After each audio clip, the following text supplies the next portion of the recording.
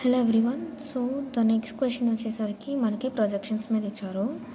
So the question is draw the projections of a regular hexagon of 30 mm side of having one of its side on the HP and the surface of the plane is perpendicular to VP and inclined at the 45 degrees to HP.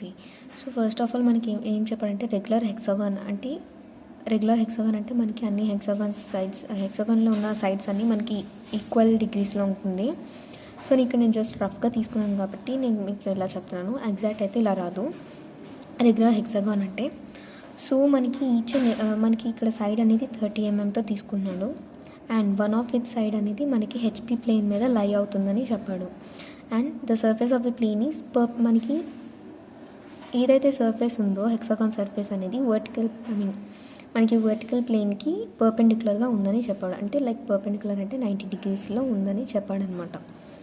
So ఇప్పుడు ఇది మనకి condition ఏంటి ఇచ్చారంటే ఇది కనుక ఈ plane అనేది మనకి ఒకవేళ హెచ్పి ప్లేన్కి 45 degrees ఇంక్లినేషన్తో ఉంటే అది మనకి ఎలా ప్రొజెక్ట్ అవుతుందని డ్రా చేయమని చెప్పాడు.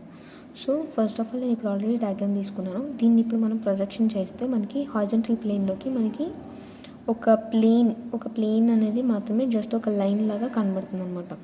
సో ఫస్ట్ ఆఫ్ ఆల్ అది డ్రా చేసుకొని తర్వాత దాన్ని మనం ఒక సర్టెన్ పాయింట్ దగ్గర 45 degrees డ్రా చేసుకొని ఈ ప్లేన్ అనేది అక్కడ ప్లేస్ చేసేయాలి.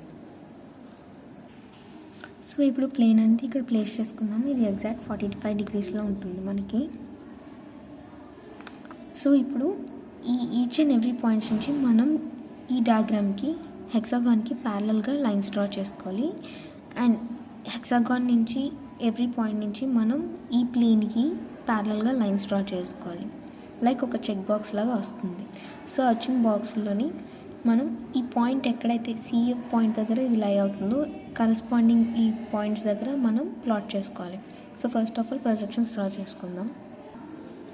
సో నాకు ఇప్పుడు ప్రొజెక్షన్స్ డ్రా చేస్తే ఇలా వచ్చింది. సో ఇప్పుడు కరస్పాండింగ్ పాయింట్స్ దగ్గర మనం ఇది డ్రా చేసుకుందాం. నా ఏ పాయింట్ దగ్గర ఏ,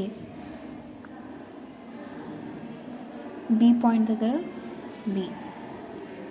నా సిఎఫ్ అనేది ఇక్కడ లై అవుతుంది, ఎఫ్ అండ్ సి. సో సైమల్టేనియస్గా డి పాయింట్స్ అనేది ఇక్కడ. సో ఇప్పుడు ఇవన్నీ జాయిన్ చేసుకుంటే మనకి కావాల్సిన ప్రొజెక్టెడ్ డయాగ్రామ్ అనేది వస్తుంది. సో మనకి ఫైనల్ డయాగ్రామ్ అనేది ఇలా వస్తుంది అన్నమాట. Thank you.